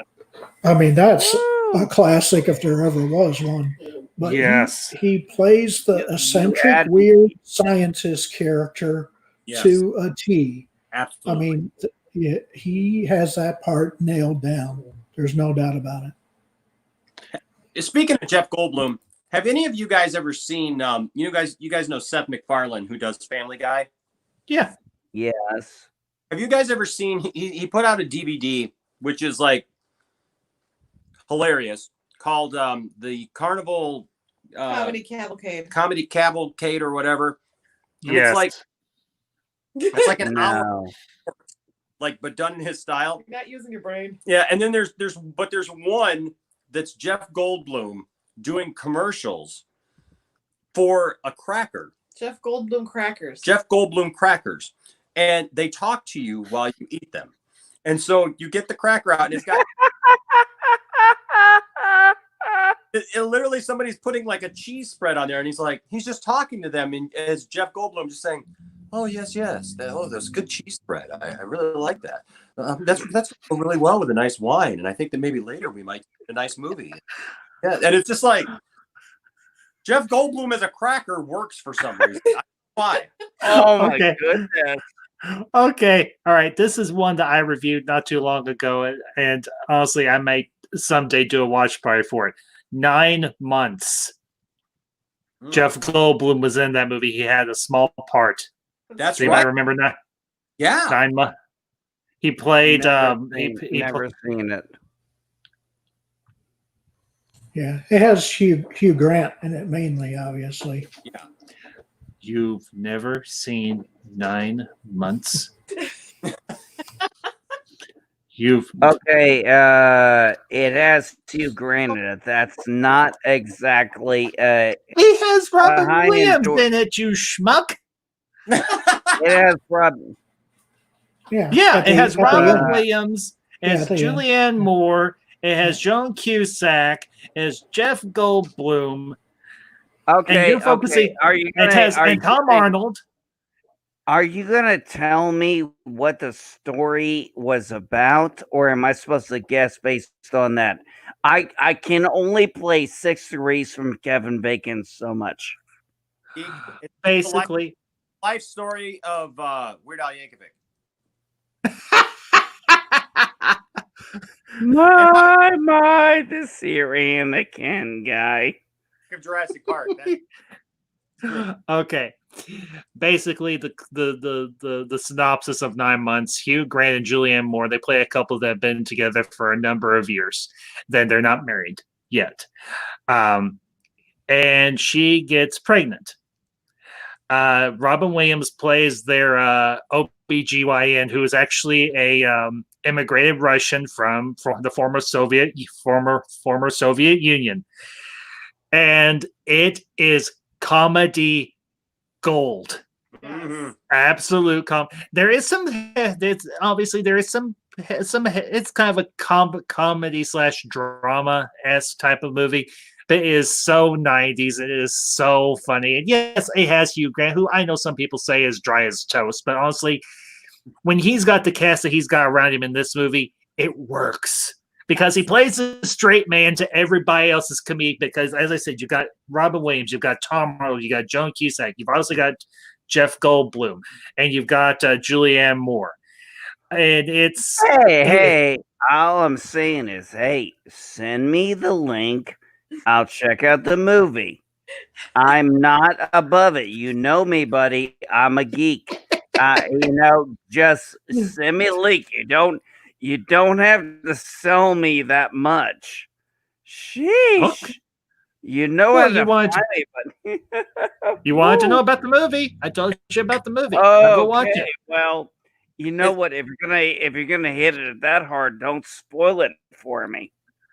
Oh, I haven't spoiled anything. I've just given you the tip of the iceberg. Like barely the tip of the iceberg. So anyway, getting back on track here, Jurassic Park. Okay, let's go around the bend here. Favorite quotes, favorite scenes, because we've done some deep dive and stuff like that. Favorite quotes, favorite scenes from the movie. And we'll start with the newbies. Enosh, Mrs. Fett.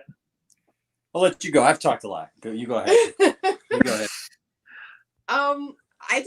I like all of those, just the little one-liners, like, what have I done? Like, at the end of, like the first one. And I mean, there's times like if I can't get in my computer at work, I even think of that little nuance and like, She honestly uses that to an annoyance level sometimes. Yeah. Because I had forgotten about it for so long. And when we first got together, she would do that. Like she'd pull up, something would happen and she'd go, and I was like, what is that from? Like it would just bother me.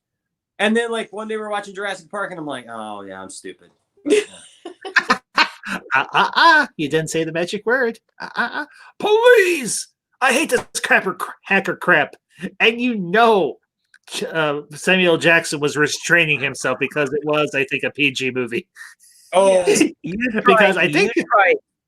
You try being an IT guy like I am and having to watch somebody fuck up shit like a black hat.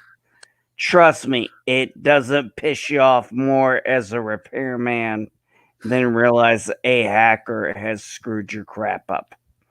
And this is coming from an IT repair guy. Just saying. Yeah, it sucks. But if I was gonna say, favorite quotes, Or I saying, don't know. I'd have to say when we got to see the Brachiosauruses. Yeah, yeah. that scene, the majestic scene, the whole, run around. I mean, I was a 12-year-old child, and I mean, I saw The Land Before Time in theater with my Oh, grandmother. don't go there. And Please oh, don't go I'm there. You make going me there. cry. I'm going there. You'll I'm make me. going there. You'll I'm make me going cry. there. I'm going there. And I saw this movie with my grandmother again. And it was the first time when we left. And usually my grandmother and I went out to eat after and I said, Grandma, I was like, I actually thought those dinosaurs were real. And, my grandmother being the way she was when she was in a good mood, because trust me, you didn't want to know her in a bad, she was like, that's good, Jesse. Man, it was beautiful. So, movies like Jurassic Park have absolutely special memories for people like me. 12-year-old child, grandmother, people would see me who I went to school with, and they're like, what are you doing? I'm like, I'm going to see a movie. Who are you with? I'm like, I'm with my grandmother. They're like, you with your grandmother? And I'd actually get my face, if you can picture me clean shaven about 40 years ago, I'm like, yeah, I'm here with my grandmother. Got a problem with it? I never had to actually say that last part. But I tell you what, man, that's the reason why I'm here hanging out talking with you, because my grandmother, you've heard the stories. So, but that movie I was just my yeah, grandmother, and grandmas are special, man. Grandmas dictate our whole lives, man. My grandma used to pin a towel around my neck, and I'd go flying around the house and stuff as Superman. And my grandma encouraged me in that way to love the nerdy things that I love, and and bought me toys well into my teen years, because that I still have a whole room full of toys. I mean, Ambassador, when we met, we were talking the other night. Yes. I'm a big geek at heart, man. And like when people will question me sometimes, and they'll go, oh yeah, well, you just got a channel, and you don't know that much about this stuff. No, this is my life, man. This is stuff that has been instilled in me since I was this tall. So I understand the aspect of it, because my grandma did that. My grandma instilled that in me. She told me, she goes, always be yourself, always stay true to who you are, and don't try to be something that you're not. Don't try to grow up too fast or be too adult. I work with a lot of adults, some people who are younger than me, but sometimes they act older than me. But it's just because I'm young at heart, man. Like I enjoy stuff, and I don't pull back when I enjoy stuff. Yes. I'm right there with you. And so when I think of a movie like Jurassic Park, I mean, the two moments that stick out, and I know it's going to sound kind of generic. No. But the two big things that really, for me, stand out is obviously the glass of water scene. Yes. There's certain things, like every time you hear those two notes from Jaws, right? dun, Dun, dun, dun, dun, dun, dun, dun, dun, dun, dun, It dun, invokes, dun, dun, dun, dun, dun. and as much as the Jurassic Park glass of water thing, with the little ripples and stuff, boom, as the T-Rex, and obviously that summer everybody was mimicking that, and and movies have done it, comedies have done it, it's still one of those things you could still do that, and people know what that is. I I think it's just powerful. I think it's powerful when you can create something that gets so much in the vernacular of society that people don't even necessarily have to watch the movie to know what that is. To understand. Oh yeah. That's that scene from that movie where the dinosaur is coming and it makes that. But the other thing, and as far as quotes and stuff, I think it goes back to what Number One Sci-Fi was talking about with the guy who played John Hammond. Yeah, John Hammond in the movie, right? Yeah, Because Richard Attenborough. I mentioned that we went down to Disney. Well, the day before we went to Disney, we went to Universal. And Oh so man. we're in Harry Potter land and stuff. And as we're walking out of Harry Potter land and we're walking into Jurassic Park, you know, and they've got the big thing there and, you know, and the arch and everything. Mhm. And so like I shot this whole little video with her because she didn't know that that was around the corner. She didn't, I had already kind of peeked around the corner and I said, oh, hold on, come back here. And she's like, what? And I said, just stand here with me for a second. So I got the camera ready and I come with her and we're like walking around the corner and I say those words, those majestic words, welcome to Jurassic Park. And the thing is that that's at the point of the movie where the movie expands. Yes. It begins to open and it gets bigger and you're like, oh, okay, all the things that I had heard about, all the things that I will see that I saw in the trailer and the previews, whatever, this is where that starts.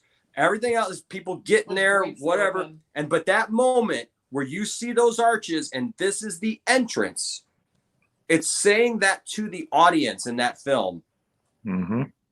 Here we are. They're saying it to us, not just the characters who are there in the movie. They're saying it to us. Welcome to Jurassic Park. And those doors open and it's like, we're there. And it's just, you know, it's powerful. It's one of those movies. I'm sorry, but I'm gonna add on to that if you don't mind. No, it's one of the movies that broke the fourth wall without realizing it, without you realizing it broke the fourth wall, because it made it like, you know, your point of view, and it made it so realistic. You were like, holy shit. And I mean, I'm talking about as a kid, back when I was 12 years old, and that shit opened up. Yeah. I mean, you want to talk about breaking the fourth wall and us not realizing it. I think that's what they did. And I think, you know, and if I'm wrong, sir, let me know, but I think that maybe is where you were going with that. I could be wrong. Absolutely, because it definitely it's to us. You nailed it on the head. That fourth wall breaking it's not like Deadpool where he's going to turn to the camera and say, "Hey, you guys, you the audience, hey, by the way, this is what we're doing." But it's that moment that it does break the fourth wall in a way because it addresses us as the audience and it's telling us as well as the characters in the movie, you know. And then I know it's not in the movie, but you know. Jeff Goldblum wafers.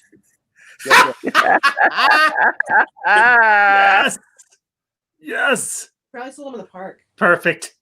Perfect. Jurassic Park, and I want to get some of those like in the little, you know, commissary, you know, just.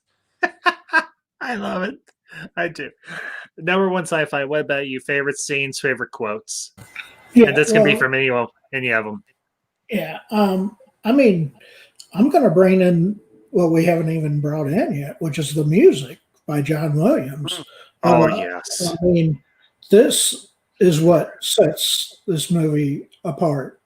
You know, that's more powerful than any words that are spoken because it brings you into the moment of whatever is occurring from the theatricality of the main theme, you know, which is your introduction to Jurassic Park and everything.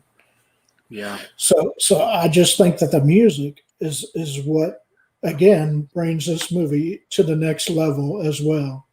Yes. And it tells the story just as much as the characters and the dinosaurs do, if not even more so, you know.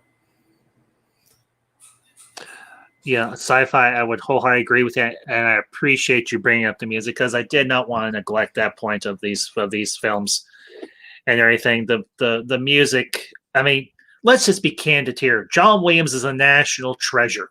He's a world treasure. I mean, Hey, freaking man. the Yes. man has done some of the greatest scores for some of the greatest movies ever. He Full scored, stop. scored my childhood and my life. Yeah, I think he did for a lot of us. I mean, if you think about it, you can. If you think about modern composers in cinema, John Williams. yeah. Yep. Can I mean, anybody name anybody else? I can name a few. I Yeah, mean, I could name who have written individual. scores. No. I mean, just when you think of general publicity, how many people would know that many people who've written beautiful scores or beautiful music? I mean, we know John Williams based on, what we know, but what don't we know?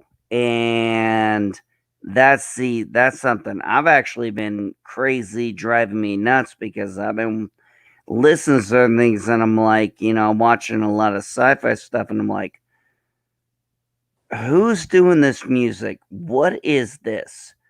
Who created this? And I'm like, I need to start learning my sci-fi music.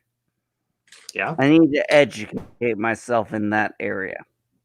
Well, just to rattle off, let's just go down the list. Jaws, Close Encounters of the Third Kind, Indiana Jones, all three, Star Wars 1 through 6. We don't speak of the sequels here, even though that's. Sorry, I had to say that just a little bit of shade, just a little. No, I get that, Ambassador. But you know what's interesting about that? I remember when The Force Awakens came out, and I remember, and this is definitely relevant because Christian Harloff did a whole thing on Jedi Council one time when it came out, and he was kind of ticked off because he said, this movie doesn't stand up like with its themes, of music and stuff from the other Star Wars movies and stuff. He says, like, I don't even know what Kylo Ren's, does he have a theme, whatever? And then it was funny because he came back a week later after having seen The Force Awakens a couple more times, and he went, I'm stupid because I didn't realize, it was so subtle. I didn't even recognize it. I wasn't listening to it, but I recognized it immediately upon hearing it again. You know what I mean? Like I knew, oh, wait, that. And it's like funny because as the sequel trilogy progressed, you picked up on a lot more of that. And there was a lot more of those themes that kept coming back because that's what John Williams does. John Williams is a big, especially in movies as that go across so many different like Star Wars. He brings back themes and it's fantastic. Yeah. It's okay. All right, Jesse, go ahead. I wasn't trying to be rude. I'm sorry, buddy. You weren't. I'm sorry if my hand gesture. You told me to hoard my horses. No. No, I was, an old school prequel fan of Star Wars. I loved all three movies. I still do. Do they have flaws? Yeah. But you see, I ran into that whole thing where people, attacked me because I was a prequel fan. I said, no, I get it. And, that's why I don't attack sequel fans. I don't like the sequels. I don't agree with them. But you know what? I'm like, I'll be damned if I'm going to become what I fought for 20 years. Fuck that shit. You like all six? Great. You know what? I was going to go say this. I like Solo. Okay. I don't think you're going to get anybody that's going to give you any grief about that. This is a no shame zone. I will not use the phrase safe space. I will say this is a no shame zone. I like it. This is here as my hashtag on my Twitter account says, no more division. That's right. So, all right. Hey, Ambassador, I'm sorry. I got to get going. It's okay. We're going to be Madam Geek saying it's time for bed. And yeah, we're gonna be wrapping up here in just a minute. Anyway, we're at 2 hours, and I think we've had a good discussion and everything. So we'll be wrapping up here in a few minutes. So that's fine. You guys have a good one. Hey, nice to meet you, sir and ma'am. Nice to meet you too. Nice it to was meet fun. you, Geek. So, all right. Well, folks, with that, we are going to wrap up. I'll briefly say my favorite quote. That's one big pile of shit. Yes.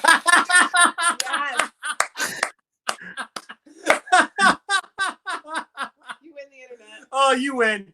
You win. That's awesome. Yeah, that. And I will say one of my favorite scenes from any of them is honestly the whole part in Lost World where the Rex is in San Diego, is in downtown San Diego, and everything that goes along with that. That is honestly one of my favorite scenes. A favorite scene of mine from, say, the first one. I know it's going to be cliche because number one, sci-fi has brought it up as well. Actually, no, I've got a different one. I've got another favorite scene. It is it's not even a scene that involves the dinosaurs. It's a scene between Hammond and Sattler. That is my favorite scene right there. Because it brings everything back down to earth. Everything has gone chaotic. Life has found a way, and everything has gone to heck. Yeah. So that honestly right there is my favorite scene. Here's a question. Here's a question. Yes. Both. So we had those first 3 movies, right? Mm-hmm. The whole thing was kind of put on hold for a long time. Yeah. Right? And we didn't see any more of it, and it was a good question if we were ever going to see another Jurassic Park movie again. Until we got the movie with Chris Pratt and Bryce Dallas Howard. Yeah.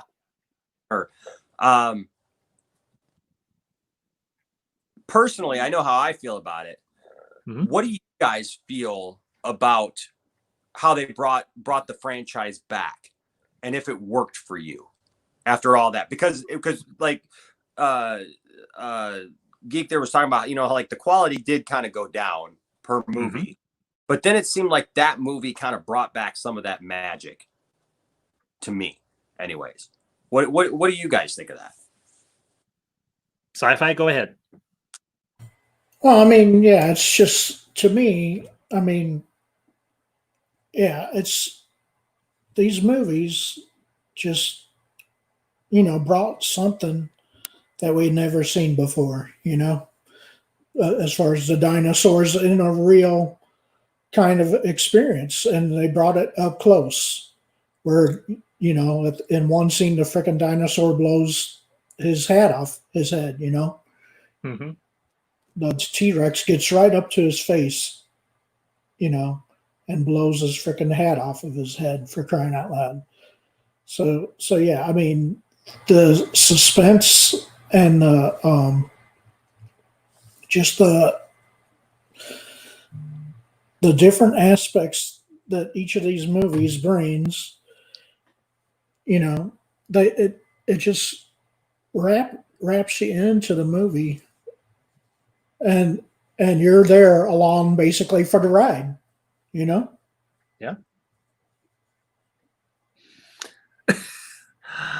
Honestly, for me, I enjoyed both of the sequels, the Jurassic World and the Fallen Kingdom.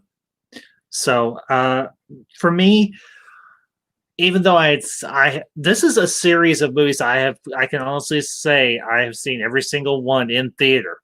because I have. And I like the fact that you have a few threads that connect the original trilogy, I guess you could call it that, and everything in this context, to these new spin-off films. The cast, I think, is very good. I like Chris Pratt. Honestly, Chris Pratt has become a favorite actor of mine. Yes. And everything, because he has done good stuff. I mean, I have watched clips of him on Parks and Recreation, and I'm like, geez, this guy is hilarious. Yep. He is, and he works so well with the guy that plays Ron Swanson. I can't think of the guy's name, but he works so well with that actor. And to see him come into this role and do this guy, Owen Grady, who is kind of like a cross between, I want to say, Alan Grant and maybe maybe Alan Grant and Indiana Jones, if that could work in a lot of ways. Which makes talked about wanting Chris Pratt to actually pick up the mantle of Indiana Jones. Yes. Yeah, I have been a strong proponent of that and everything. If they ever decide to do more Indiana Jones movies, I think he would be a good step. I think he would fill that role perfectly. The rest of the cast, with like Bryce Dallas Howard and everything, I like her. Obviously, she does come from a very good acting and directing pedigree, considering who her father is.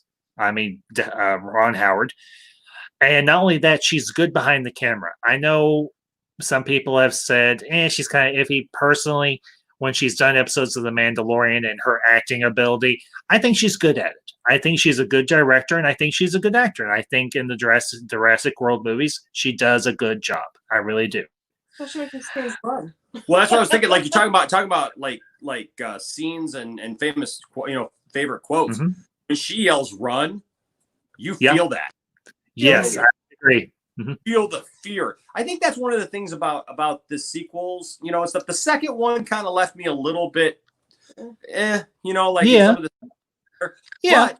But I'll be honest with you, like, for me, I almost felt like the fear of what the dinosaurs could be and had become was greater for me. And I am very terrified as to see, like, from a movie perspective, what this next movie is going to be. Because the dinosaurs are free. This is evolving. This sixth movie is going the antithesis of what we first were told in the first movie. And fear. And we've talked about it a lot in this stream. You can't control this stuff, right? It may take 6 movies and all kinds of actors and people to come through, but eventually you're going to lose control. What about the water ones and the flying ones, and where did they go, and how? And I mean, the last thing that we saw out of the last Jurassic movie was them going out into society. I mean, can you imagine? I mean, because some idiots make a park on some island that over a couple of decades that evolves into, now you've got a Tyrannosaurus Rex in your backyard. How do you deal with that? Hide dogs. And how do you kids? Well, and I mean, I don't know how that they actually control that at some point. Like, how do you bring this to an end? Like, to a natural end without the dinosaurs basically reclaiming the planet? I was going to say it would come full circle, and they have to. I mean, and is that honestly, it'll be interesting to see how that does play out. I mean, I've watched the trailer and everything for Dominion, and I'm intrigued. I legitimately am. I mean, I've been a part of this. I've had this franchise as a part of my life since before I started high school. So to see where it goes in the 6th movie and possibly the final movie, I'll be intrigued. Yeah, and go ahead, sci-fi. Yeah, please. I mean, I think it's in good hands with Chris Pratt as the main character. I like his kind of humor. He kind of brings to it in a way, but he has the serious side to him too, as well. So Okay. Well, folks, with all that being said, we're going to go ahead and wrap this up here and everything. I want to thank my panel for being here, for the two that have already left, Nobody Geek Jesse and his wonderful, awesome wife, Madam Geek, number one sci-fi, and well, Enosh and Mrs. Svet, congratulations. You've popped your ambassadorial wing cherry. Welcome to the family. Thanks for And I appreciate you all being on this evening. You have both been a pleasure, and it's been a blast. And I look forward to having you all on again. And we'll be doing some crossovers, folks. So Yeah. All right. just a quick on the Poindexter Lounge. Absolutely. Just let me know when and where. All right. Just a quick update, folks. Jeff B says the Velociraptors inherit the Earth. Jeff B, I have got, and to everybody that has been in the chat throughout the entire evening, RR, Jeff B, Kathia Star, Brian Hill, Master of None, Adega Outlaw, everybody else that I might have missed and everything. Thank you all for being here. As always, this channel, these streams are nothing without you in them. So thank you all for being here. Next week, we are going to do something a little bit different. We will be I'll be hosting my very first watch party on the channel. We're going to kick this new set of content off with a bang, and we're going to be doing a watch party for a 90s classic, Tombstone. So that'll be at 7:30 Central Time as always. So, and of course, coming up on Monday afternoon, I'll have my my weekly discussion about Babylon 5 with my two friends, Adega Outlaw and Mountains of Elysium. So be sure to tune in for that. That all being said, y'all have a good night. And until next time, this is the Ambassador signing off.